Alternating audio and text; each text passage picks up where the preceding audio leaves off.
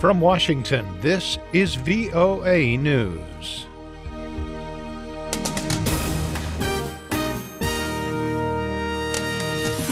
I'm David Byrd reporting. The Pentagon says Iraqi forces have driven Islamic State militants out of the western town of al-Baghdadi. That's close to a military base where U.S. forces are training Iraqis.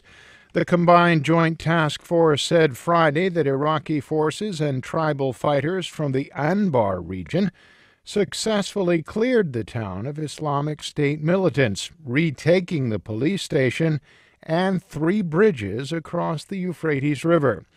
The militants had held those bridges since September. The task force said the U.S.-led coalition delivered precise and effective airstrikes on Islamic State targets in support of the Iraqi fighters. Iraqi security forces killed a number of Islamic State militants wearing suicide vests who tried to attack the U.S. base near al-Baghdadi last month.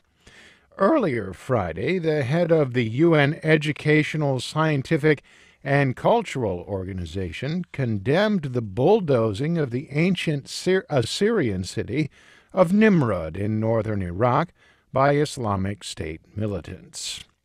Islamic State supporters used at least 46,000 Twitter accounts in late 2014. That's according to a new report by the Washington-based Brookings Institution. The Brookings analysis found that the typical backers of the Islamic State were located within the group's territories in Iraq and Syria.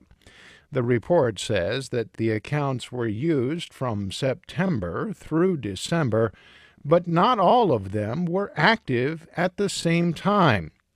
According to the Brookings Institution report, much of the Islamic State's social media success can be attributed to between 500 and 2,000 hyperactive users, accounts which tweet in concentrated bursts of high volume.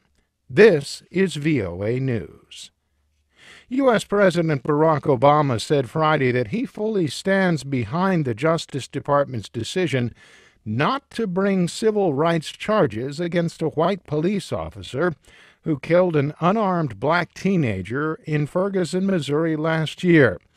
The president told students at a predominantly black college in South Carolina that he backs the department's findings that the town's white police force has been biased against African Americans.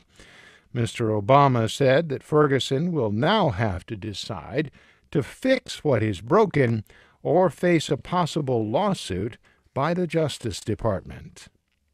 Unemployment in the United States dropped in February, and the economy had a net gain of 295,000 jobs. As VOA's Jim Randall reports, the jobless rate is down more than 1% from a year ago. Friday's report from the Labor Department says the jobless rate fell to 5.5%. That's 0.2% lower than the prior month and down more than 1 percentage point from a year ago. While the data showed a stronger job market than most economists had predicted, there are still 8.7 million people unemployed. There are also 6.6 million people who work part-time but want full-time jobs. Jim Randall, VOA News, Washington. NASA's Dawn spacecraft has begun orbiting the dwarf planet Ceres in the asteroid belt between Mars and Jupiter. The space agency confirmed Friday that Dawn, the first craft to achieve orbit around a dwarf planet, was captured by Ceres's gravity about 61,000 kilometers from the planet's surface. Carol Raymond of NASA says the mission holds exciting prospects for learning about the origins of the solar system. We will be revealing its true nature as we get closer and closer to the surface. So the mystery will be solved, but it is one that's really got us on the edge of our seats. NASA says in the most recent images taken by Dawn on March 1st, Ceres appears as a crescent because of the position of the spacecraft on the side of the planet away from the sun. When Dawn emerges from Sirius's dark side, expected in the middle of April, NASA believes it will send sharper images as it moves to lower orbits around the planet.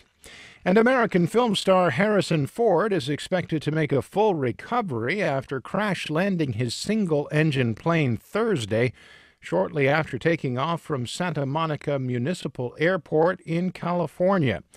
Officials say the 72-year-old actor suffered a broken pelvis and a broken ankle. Ford, best known for his roles in the Star Wars and the Indiana Jones films, was the only person on board the World War II-era aircraft when it crashed. For more, please log on to voanews.com. I'm David Byrd in Washington. That's the latest world news from VOA.